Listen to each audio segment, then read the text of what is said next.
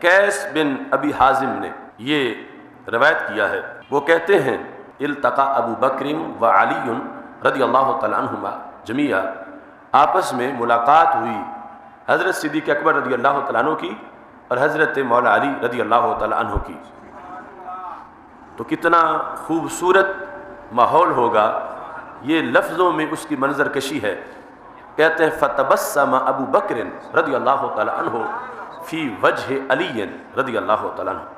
حضرت مولا علی رضی اللہ تعالیٰ عنہ کو دیکھتے ہی حضرت صدیق اکبر رضی اللہ تعالیٰ عنہ مسکرا پڑے۔ تو یہ ہے سچی یاری اور سرکار کی نسبت سے سچی دوستی اور آپس میں محبت کا گہرا تعلق، کہ ابھی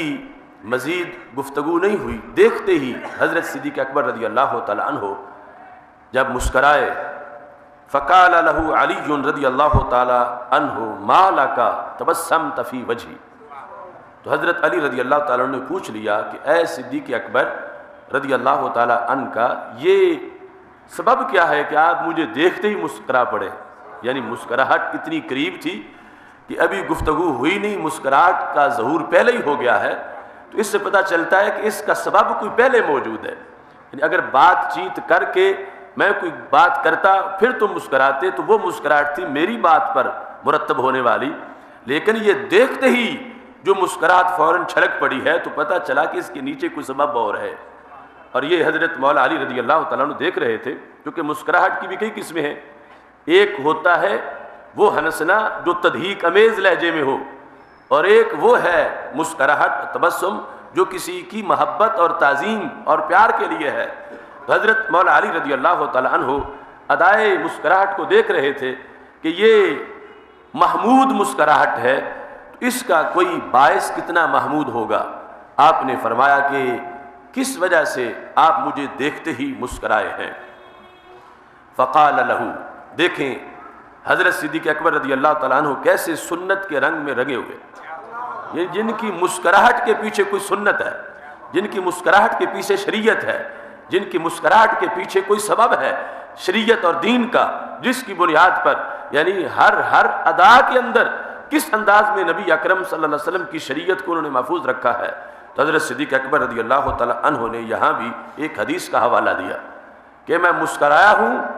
اور دیکھتے ہی مسکرا اس لیے پڑا ہوں کہ حدیث کی وجہ سے تیاری تو پہلے ہی تھی مسکرانے کی، تو دیکھتے ہی فوراً مسکراہٹ کا ظہور ہو گیا۔ سمیت رسول اللہ صلی اللہ علیہ وسلم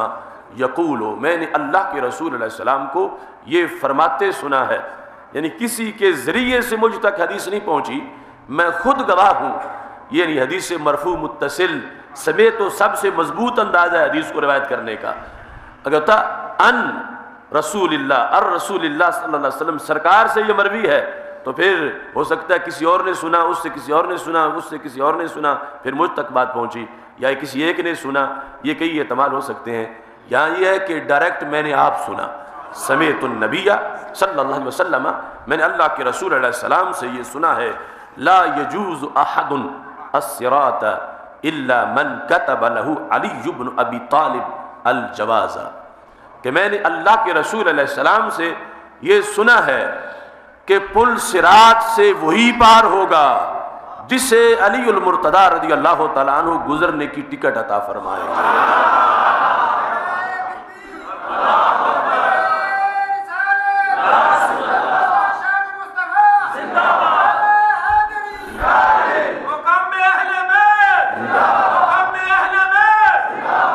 تو یہ حضرت صدیق اکبر رضی اللہ تعالیٰ عنہ کے دماغ میں کیسی رچی بسی ہوئی ہے۔ اگر خدا نخواستہ ایسا معاملہ ہوتا جیسے آج رافضیوں نے گھڑا ہوا ہے آپس میں بغض اور حسد کا، تو پھر تو یہ حدیث سننے کے بعد مولا علی سے جب ملتے تو معاذ اللہ بغض ہوتا، دشمنی کا اظہار ہوتا، حسد ہوتا، لیکن کتنے دل میں خوشی ہے کہ اپنے یار کی شان سرکار سے سنی ہے، تو نبی اکرم نور مجسم شفیع معظم صلی اللہ علیہ وسلم کا سندیسہ آگے امانت ہے اور پہنچانا بھی چاہتے ہیں، اور یہ اتنا پیار ہے کہ زبان کے لفظوں پہ تبسم سبقت کر گیا ہے کہ مسکراہٹ کے پیچھے حدیث ہے، کہا کہ میں نے نبی اکرم نور مجسم شفیع معظم صلی اللہ علیہ وسلم سے سنا اور مولا علی تمہارا چہرہ دیکھتے ہی میں مسکرا پڑا ہوں کہ رب نے تجھے کتنی اونچی شان عطا فرمائی ہے کہ قیامت کا دن جب کسی کا پروٹوکول نہیں ہوگا، کسی بڑے بڑے تاجور کی تاجوری بھی نہیں چلے گی، دنیا کے بادشاہوں کے پروٹوکول ختم ہو چکے ہوں گے اور اس دن کوئی کسی کا پرسان حال نہیں ہوگا، لیکن اللہ کے رسول علیہ السلام کی حکومت کتنی بڑی حکومت ہے کہ ان کے یاروں کا راج بھی چل رہا ہوگا۔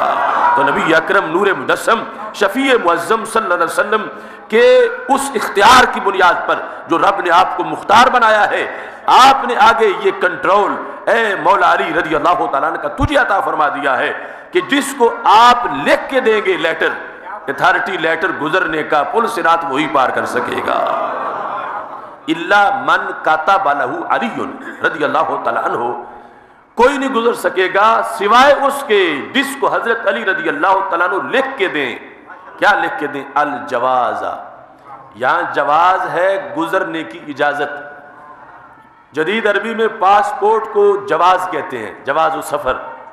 تو یہ ہے وہ عربی حدیث شریف والی، اور اس میں بھی معنی اسی کا پھر آگے یہ جواز السفر میں آیا ہے۔ اب وہ پاسپورٹ ہو تو بندہ سفر کر سکتا ہے،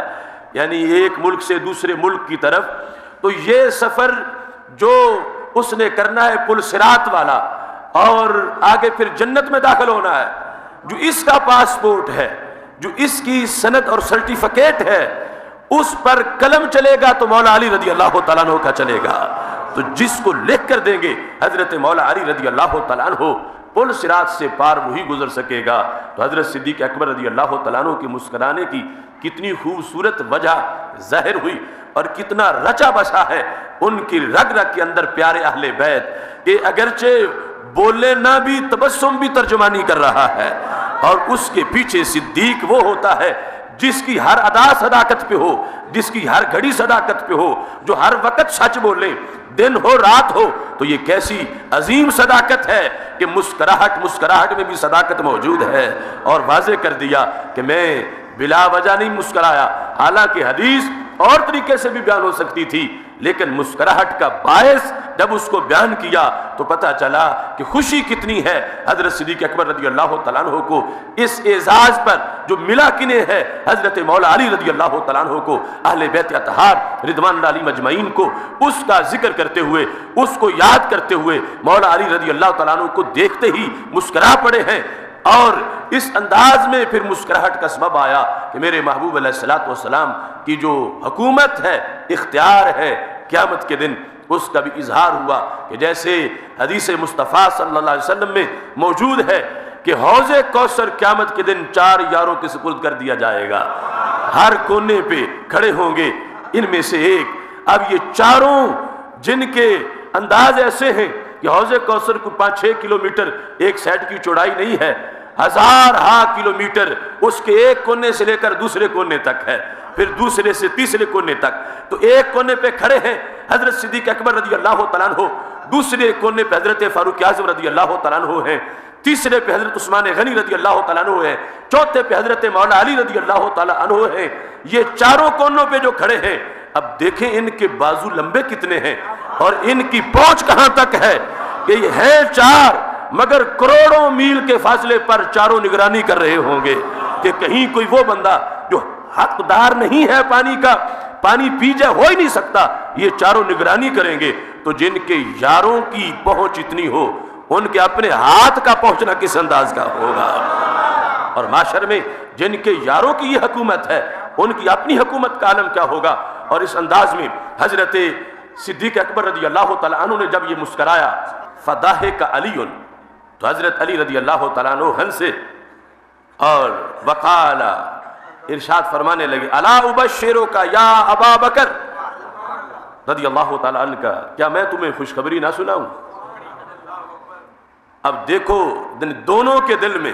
دونوں کا جو پیار ہے، اب وہی ان دونوں کا وفادار ہے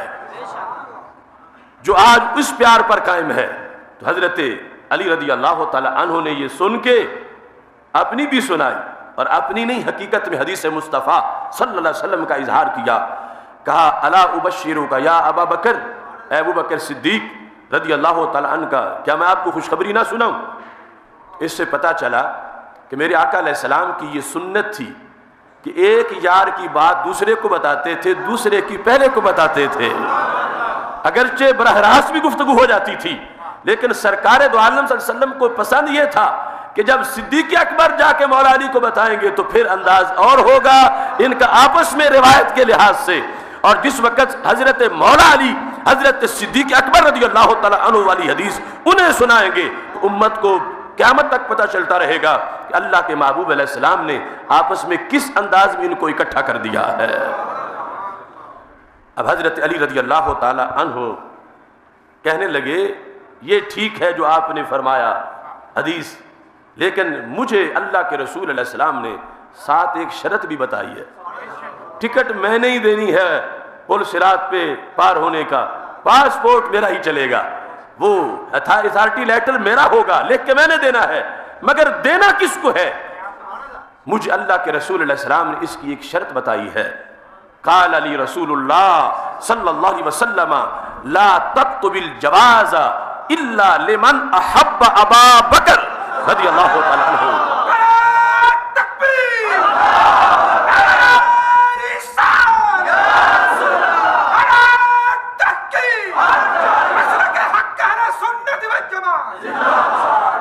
لا تکتب الجواز کہ علی اختیار آپ کو دے دیا، لکھنا آپ نے ہے، مگر لکھنا اس شرط پہ ہے، لا تکتب الجواز، یہ جو لکھنے کی اجازت ہے نا کہ فرشتوں دیکھ کے اسے گزر جانے دو، یہ ہے جواز، کہ چیک کر کے اب اسے جانے دو، اسے اجازت ہے گزرنے کی، یہ لکھ کے دینا کس کو ہے؟ الا لمن احب ابا بکر، صرف اس کو دینا ہے کہ جو حضرت صدیق اکبر رضی اللہ تعالیٰ عنہ سے پیار کرنے والا ہوگا۔